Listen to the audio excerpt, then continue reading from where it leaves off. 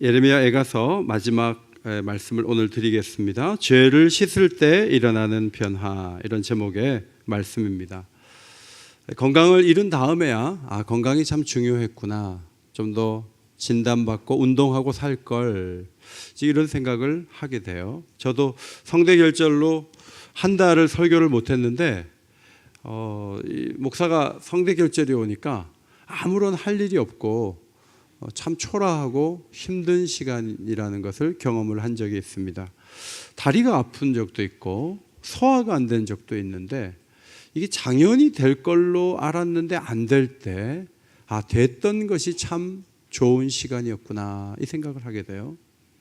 예루살렘 성이 빛나게 역사 가운데 큰 일을 감당하는 수도로서 잘 이렇게 세워졌을 때는 그것이 얼마나 귀하고 예배드리고 절기를 지키고 기뻐하고 이게 얼마나 중요한지 몰랐는데, 성이 무너지고 나니까 과거에 누렸던 것이 그게 너무 좋은 것이었구나.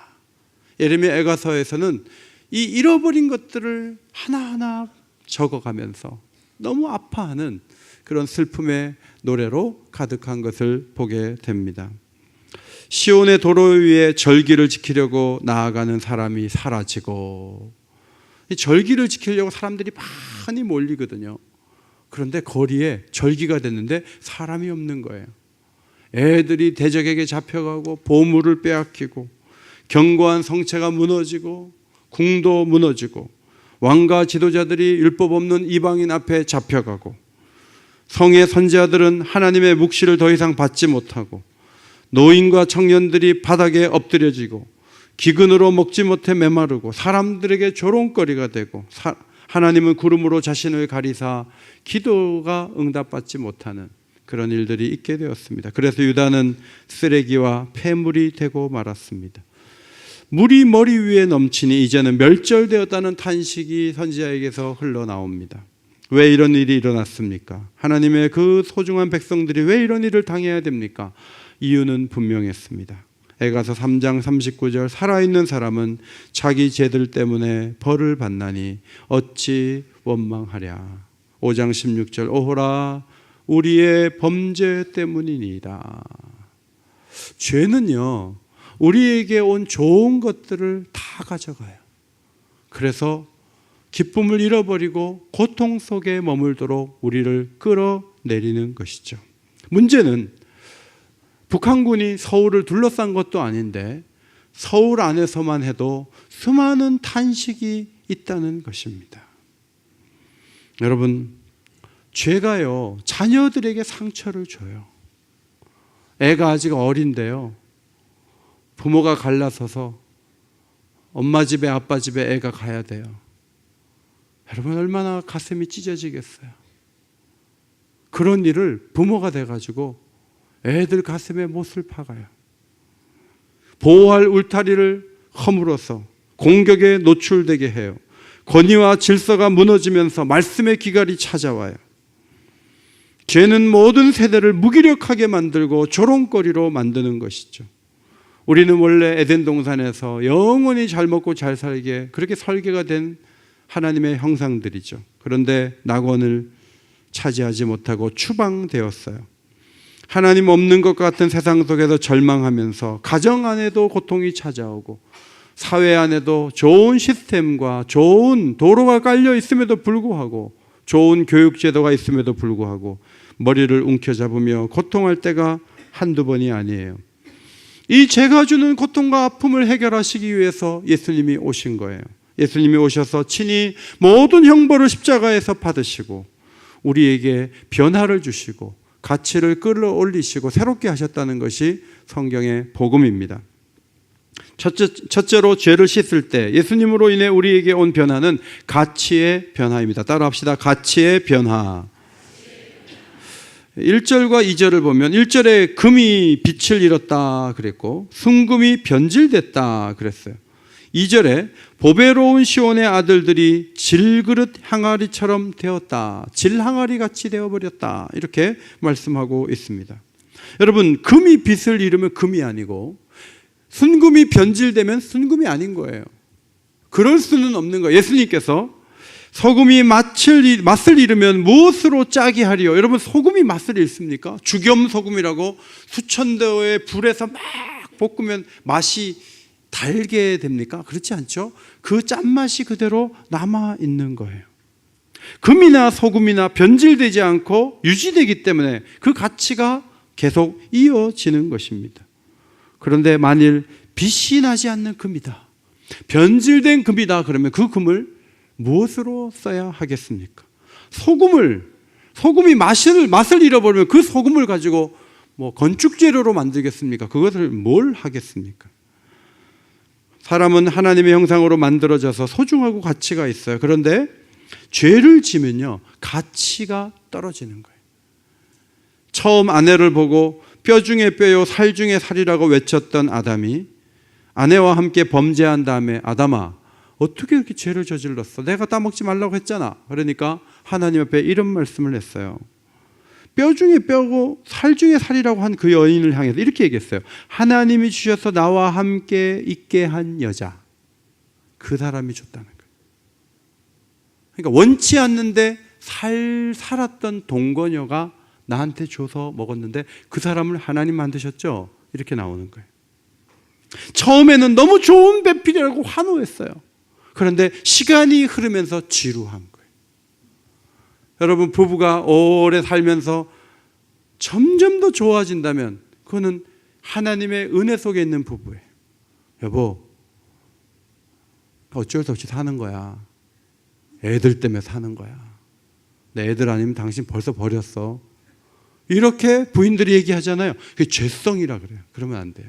여러분, 날마다 새로워지기를 바랍니다. 살수록 아름답고 살수록 좋고, 이때 속에서 올라나오는 아멘이 나와야지 그 은혜가 그 가슴 속에 그 허무함을 무너뜨리는데, 아니야, 그냥 사는 거야, 이러면서 아멘을 안 하시면 안 돼요. 살수록 좋은 부부가 되시기를 바랍니다. 네. 죄는요, 자신의 가치도 떨어뜨리고 함께한 사람들도 떨어뜨려서 동반 추락 현상을 가져와요.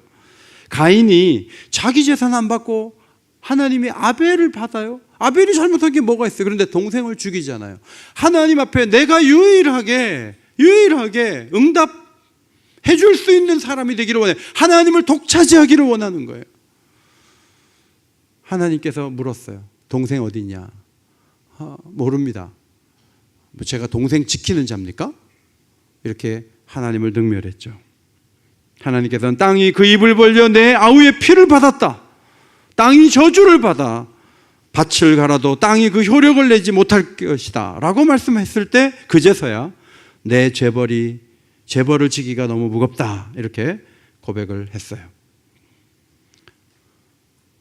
가인의 죄는 이기심의 문제에서 나온 거예요. 그래서 땅의 효력마저 떨어져서 이전보다 핍절한 가운데로 걸어가게 되었습니다. 요셉의 형들은 가인처럼 요셉을 미워하다가 아버지 몰래 동생을 애굽으로 가는 상인에게 팔았어요. 그 일을 주도했던 사람이 창세기 37장에 보면 유다라는 네 번째 형이었어요. 그런데 그게 못된 짓을 해놓고 동생을 팔아 넘긴 다음에 유다가요, 집을 가출을 해요. 그리고 그냥 수아의 딸이라는 여자하고 사는 거예요. 그리고 애 셋을 낳아요. 그리고 자기는 복잡한 아버지처럼 안 살겠다고 생각해요. 그런데 여러분, 두 아들이 죽고요, 나중에 와이프도 죽어요. 그러니까 이 사람이 마음이 막 무너져가지고요, 딥나라는 곳에 가서 창녀를 찾아요. 그런데 며느리가 얼굴을 가리고 나타난 거예요.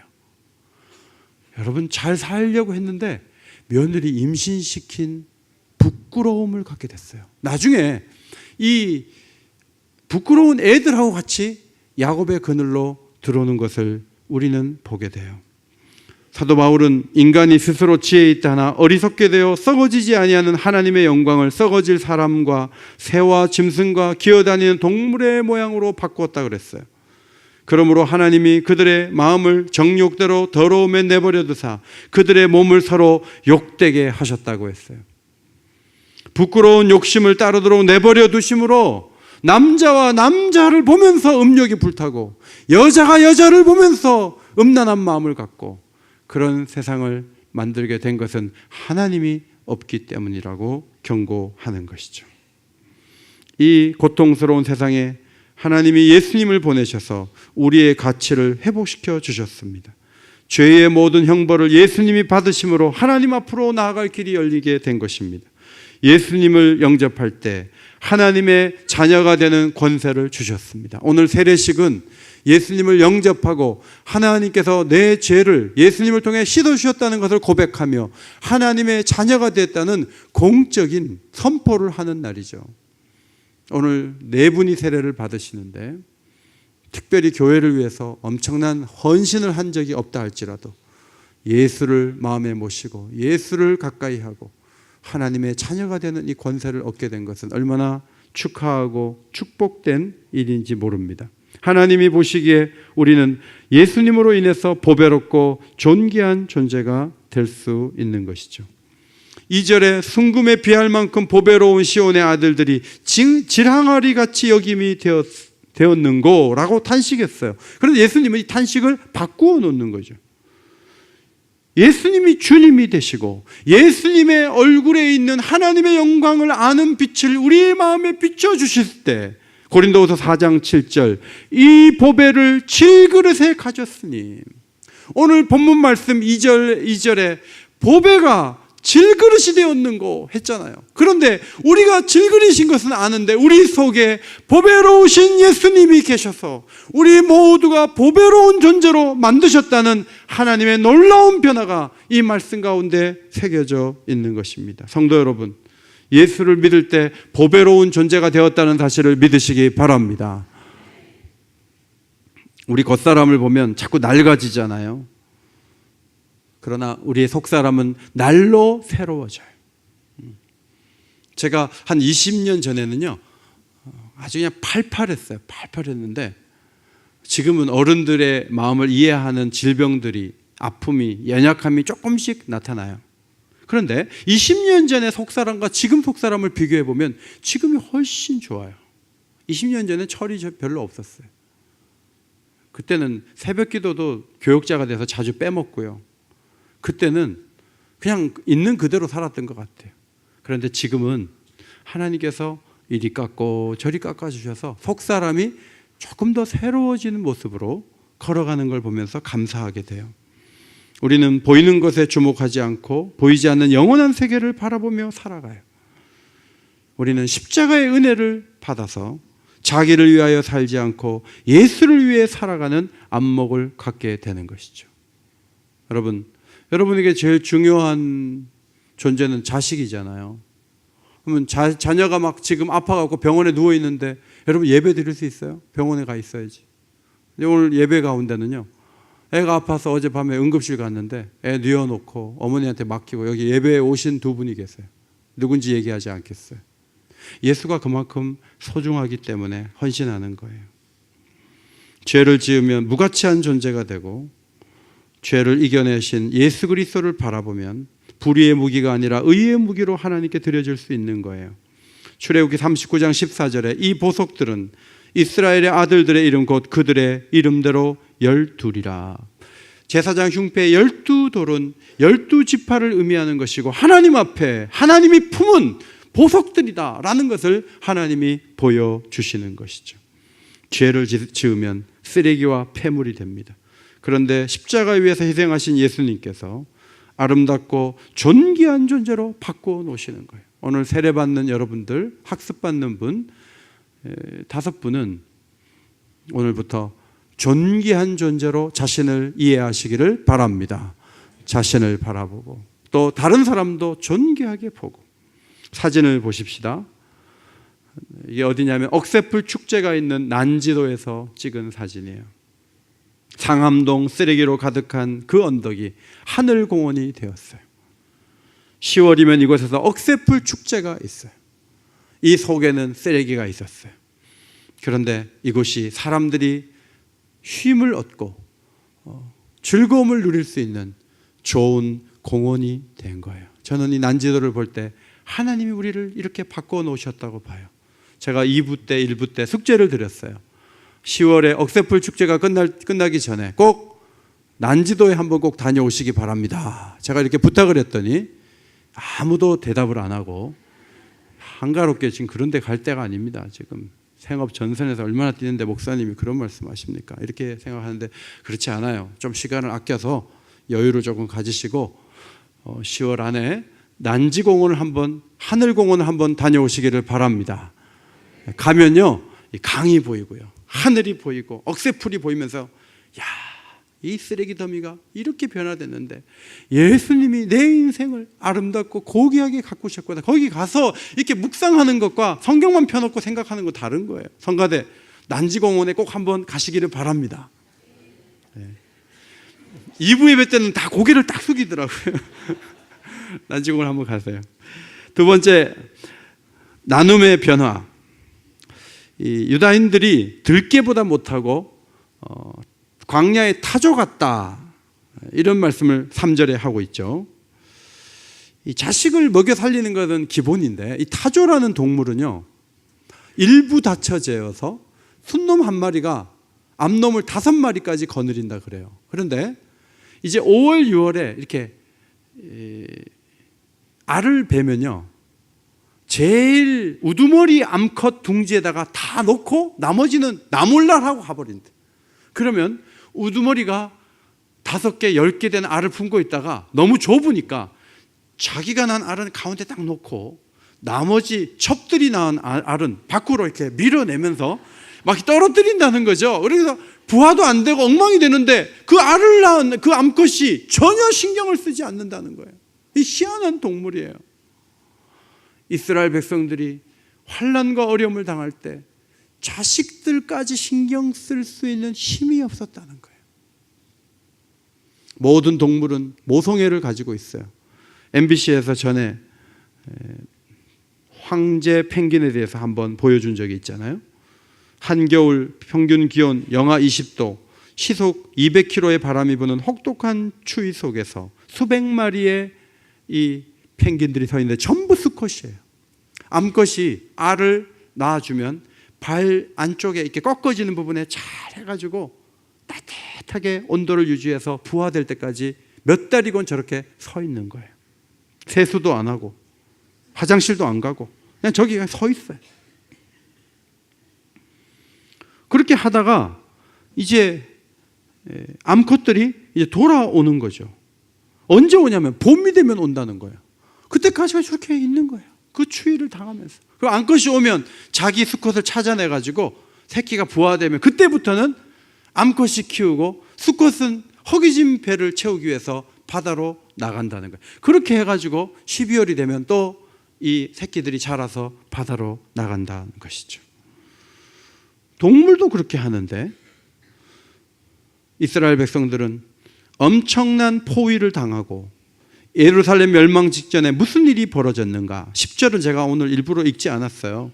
자비로운 부녀들이 자기들의 손으로 자기들의 자녀들을, 이때 그냥 큰 소리로 읽을 수 있겠어요? 어떻게 그런 일이 있을 수 있겠습니까? 너희가 악할지라도 좋은 것으로 자식에게 줄 줄 알거든, 예수님이 말씀하셨어요. 그런데 죄가 들어오고 결핍 상황이 이어지다 보면 부모가 돼서 자식에게 아무것도 해주지 못할 뿐만 아니라 자식을 이용할 도구로 사용하기도 하는 거예요. 문제는 서울이 북한군으로 둘러싸인 것도 아닌데 이기적으로 살아가고 베풀지 않고 그저 움켜쥐고 살아가는 그런 사람들이 적지 않은 것은, 그것은 다 죄의 영향이에요. 로마의 최고 갑부 크라수스라는 사람이 며칠 전에 신문에 이렇게 기사가 나왔는데 희한한 사람이다 그런 생각이 들었어요. 로마의 1년치 국가 예산과 맞먹는 재산을 갖고 있는데 아주 기묘한 방식으로 돈을 불리는 거예요. 정적을 숙청해서 몰수 재산을 챙기고 소방대를 조직해 놓고 화재 진압비 성금을 받는데 돈을 안 준 집은 불이 나도 안 꺼져요. 그래갖고 미리 돈 준 집만 꺼져. 그리고 다 타버리면 그 집을 헐값에 사갖고 재건축을 한 다음에 세를 놔요. 노예들을 선별해서 교사, 집사, 요리사 전문 인력으로 기른 다음에 비싼 값에 파는 거예요. 이분이 돈이 얼마나 많은지. 그냥 로마의 1년 예산만큼 있는 돈을 가지고 이 양반이 46살에 권력을 사요. 그래서 카이사르 폼페우스와 함께, 여러분 들어보셨죠? 제1차 로마 3두 정치라고. 머리가 3개. 그 중에 한 머리가 되는 거예요. 돈으로 그걸 샀어요. 여러분 이제 권력도 샀어요. 이제 부러울 게 없는 거예요. 그런데 스스로 영웅임을 증명하려고 현재 이란 파르티아로 원정을 떠나서 거기서 전쟁하다 죽어버렸어요. 그 많은 재물이 크라수스를 지켜주지 못했어요. 반면에 예수님은 이 땅에 오셔서 물값을 흘리시고 우리에게 은혜 주시기를 기뻐하시는 분이신데 우리에게 무슨 대가를 요구하지 않으세요. 구약에서도 보면 제비를 뽑아서 기업을 갖게 해요. 하나님이 주시는 것을 받는 거예요. 65편 시편을 보면 땅을 돌보사 물을 대어 심히 윤택하게 하시고 하나님의 강에 물이 가득하게 하시고 이같이 땅을 예비하신 후에 그들에게 곡식을 주신다 그랬어요. 여러분 가을에 지금 거둘 게 많은데 우리의 노력만으로 거둘 수 있는 게 아니에요. 이 황금 들녘은요, 하나님이 다 모든 것을 구비해 주셔서 우리가 받게 된 선물인 거예요. 예수님은 목숨을 위하여 무엇을 먹을까, 무엇을 마실까, 몸을 위하여 무엇을 입을까 염려하지 말라고 하셨습니다. 공중의 새와 백합과 들풀도 하나님이 먹이시고 입히시거든 그런 것보다 훨씬 중요하고 훨씬 소중한 너희일까 보냐, 하물며 너희일까 보냐, 믿음이 적은 자들아. 먹는 문제 가지고 자꾸 걱정하는 것은 이방인들이 구하는 것이라. 하나님은 원하시고 원하는 것을 구하면 주셔요. 그리고 우리 보고 예수님은 주라고 말씀하세요. 주라. 그리하면 후이되어 누르고 흔들어 넘치도록 너희에게 안겨주리라. 아멘. 주면 목사님 금액이 줄어들고요, 쌀을 퍼주면 이 독에 쌀의 수위가 내려가요. 주면 뭐가 넘칩니까? 주면 비는데. 그러니 그렇지 않아요, 여러분. 영적인 원리는요, 많이 베풀면요, 하나님이 주실 때 용기는 한계가 있으니까 이걸 탁탁탁탁 털어가지고 흔들어가지고, 쌀로 말하면 가득하게 채워가지고 흐르고 누르고 흔들어 넘치도록 주시겠다고 하셨어요. 믿으시기 바랍니다. 이런 메시지를 갖고 있는 교회임에도 불구하고 예루살렘 첫 번째 믿음의 공동체는 연분연 기근으로 핍절한 상황에 처하게 되었어요. 사도 바울은 어렵게 교회 신앙생활을 하는 마게도냐 아가야 성도들에게, 그 교회 성도들에게 호소하면서 예루살렘 교회를 도웁시다 했을 때 사람들은 우리가 이렇게 어려운데 누구를 돕자고 하는 거야 하고 힘들어 했을 거예요. 너희를 곤고하게 하려는 것이 아니라 균등하게 하려는 것이라. 고린도후서 8장 14절 말씀 앞에 보시고 읽겠습니다. 시작. 이제 너희의 넉넉한 것으로 그들의 부족한 것을 보충함은 후에 그들의 넉넉한 것으로 너희의 부족한 것을 보충하여 균등하게 하려 함이라 그랬어요. 여러분, 이게 만나의 원리거든요. 그래서 만나가 많이 거둔 집도 그냥 가지고 있으면 벌레가 나거든요. 그래서 모자란 집은 줘야 돼요. 주면 좋은 거예요. 또 이 집도 나중에 자기네도 적게 거둘 때가 있으면 옆집에서 우리 많이 거뒀다고 또 줘요. 그래서 주거니 받거니 하는 거예요. 계속 받는 사람만 어디 있어요. 베풀고 주다 보면 또 나도 도움을 받을 수가 있는 거죠. 오늘 우리 바스에 계신 우리 이모님이 오셨는데, 우리 이모님이 저희 집에 계셨어요. 저희 집에서 대학을 다니셨어요. 우리 어머님이 공부할 수 있도록 이렇게 후원자가 되셨죠. 저는 그때 철이 없어서 이모가 뭐 이렇게 가져가는 거 있으면 막 기록하고 막 그랬어요. 막 이모를 못 살게 했어요. 막 그래갖고 근데 이제 연세가 우리 어머님이 높으시니까 우리 이모가 딸이 되셨어요. 그래서 어제도 전화 통화하는데 가스 렌지가 오래됐다고 다 갈아주시고요. 집에 와서 지금도 옷 입고 오고, 저거 처음 보는 옷인데 우리 이모가 사준 것 같아요. 또 옷도 사주고 신발도 사주고. 우리 어머님 딸이 없는데 우리 이모가 딸이 돼가지고 막 베푸는 거예요. 옛날에 우리 집에 같이 있을 때 내가 늙음하게 좀 도움 받아야지 하고 한 게 아니에요. 여러분, 우리가 언젠가 도움을 받을 날도 오는 거예요. 교회도 마찬가지예요. 그죠? 우리끼리 행복하게, 우리끼리 헌금 들어온 거 다 우리끼리 소진하고 밖으로 내보낼 거 하나도 없다 하는 그 교회는 안으로 무너져요. 그러나 하나님의 사랑 가운데 베풀고 선교하고 구제하고 사랑하고 그렇게 나가는 깨어있는 교회는 하나님이 넘치도록 부어주실 줄 믿습니다. 하나님은 우리에게 심을 씨와 먹을 양식을 주셨어요. 바울이 그것을 강조했어요. 아무리 어려워도 심을 씨까지 먹으면 안 되는 거예요. 여러분 재산 가운데, 여러분의 은사 가운데 심을 씨가 있는 거예요. 그 씨는 심어야 되는 거예요. 그거는 어떤 경우에도 먹으면 안 돼요. 내년에 파종할 때 뿌려야 되는 씨까지 먹으면 안 된다는 거예요. 우리에게 주신 많은 것들 가운데 심을 씨가 있는 거예요. 사랑으로 심으시기를 바랍니다. 죄는 야 그러다가 너 거덜나 누긴 뭘 줘. 너 혼자 너 200살까지 살 거야. 너가 챙겨야지. 그걸 누굴 준다는 거야. 안 돼. 이렇게 계속 막는 거예요. 죄는 그렇게 하는 거예요. 자식에게 주는 것도 다 막아요. 그런데 그렇지 않아요. 하나님의 의가 마음속에 들어오면 베풀고 싶고 사랑하고 싶고. 사실 우리 교회 복덩어리들이 우리 장애인들이에요. 이 장애인들이 오셨기 때문에 하나님이 우리 교회를 더 많이 채워주실 수밖에 없어요. 구조가 그렇게 됐어요.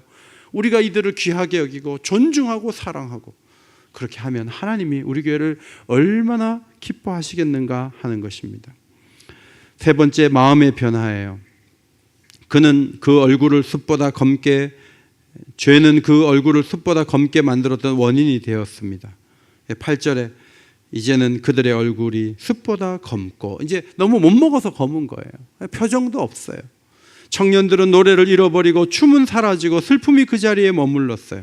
여러분, 하나님을 잃어버리잖아요. 그러면 성이 무너진 것도 아닌데 미련한 마음으로 우상을 만들고 상실한 마음으로 죄를 저지르게 되어 있어요. 그리고 허무와 고통으로 사람들이 헤매는 거예요. 그러나 예수님의 보혈은 죄를 씻어내고 환난이 있고 가난하다 할지라도 우리 마음에 넘치는 기쁨을 허락해 주시는 거예요. 예수를 믿을 때 가장 큰 축복이 뭐냐면 우리의 마음이 그리스도의 마음이 되는 거예요. 예수님이 품었던 그 마음을 우리가 품을 수 있는 것, 이것은 너무나 놀라운 축복이에요. 예수님의 얼굴 표정에는 항상 하나님의 영광을 아는 빛이 흐르고 있었어요. 그 예수님이 우리 속에 오셔서 우리의 마음을 주장하고 계세요. 그러므로 여러분, 어렵고 힘든 일이 있다 할지라도 모든 염려를 우리 주님께 맡기고 기도와 간구로 하나님 앞에 나아갈 때 하나님의 평강이 여러분의 생각과 마음을 지켜주실 줄 믿습니다. 이런 배경이 있기 때문에 바울이 명령합니다. 주 안에서 항상 기뻐하라. 참 어려운 요구예요. 표정이 교인들 가운데 밝은 분이 계신 반면 항상 심각한 분도 계세요. 여러분, 항상 기뻐하시기를 바랍니다. 우리 얼굴 우리가 책임 못 지면 누가 집니까? 은행에서 져줍니까? 우리의 얼굴은 우리 책임이에요. 우리 교인들이 굉장히 얼굴이 표정이 밝았는데 요즘 조금 안 밝으신 것 같아요. 이유가 어디 있는가 했더니 저한테 이유가 있는 것 같아요. 제가 좀 덜 밝았던 것 같아요. 제가 생각하는 게 너무 많아가지고 얼굴이 좀 안 밝았어요. 그런데 이제 이 말씀을 가지고 항상 기뻐하는 표정을 지어야 되겠다. 항상 기뻐해야 되겠다. 여러분, 항상 기뻐하고 염려를 이겨내고 배부름과 배고픔과 풍부와 궁핍에 처할 줄 아는 일체의 비결을 가질 때 바울처럼 선포할 수 있는 말씀이 빌립보서 4장 13절이에요. 앞에 보시고 같이 읽어요. 시작. 내가 능력 주시는 자 안에서 내가 모든 것을 할 수 있느니라. 지금 그 음성의 톤은 할 수 없는 음성이에요. 다시 한번 큰 소리로 시작. 내게 능력 주시는 자 안에서 내가 모든 것을 할 수 있느니라. 할렐루야. 내게 능력 주시는 자 안에서 내가 모든 것을 할 수 있어요. 내 마음에 기쁨이 있고 일체의 비결을 배워서 살아갈 수 있다면, 그리스도의 마음을 가지고 살아갈 수 있다면 모든 것을 할 수 있다는 거예요. 우리 성도들이 그런 자신감과 믿음을 가지고 굳게 서시기를 바랍니다. 세 가지를 말씀드렸어요. 금보다 귀한 믿음 가지고 가치 있는 하나님 자녀가 되십시오. 소중한 것을 나눌 수 있는 복을 받으십시오. 그리고 나누십시오. 그리고 그리스도의 마음으로 환하게 살아가십시오. 이런 은혜가 오늘 세례학습 받는 여러분에게 있고 또 먼저 세례 받으신 신앙의 선배들 가운데 흐르고 넘치게 되시기를 주의 이름으로 축원합니다.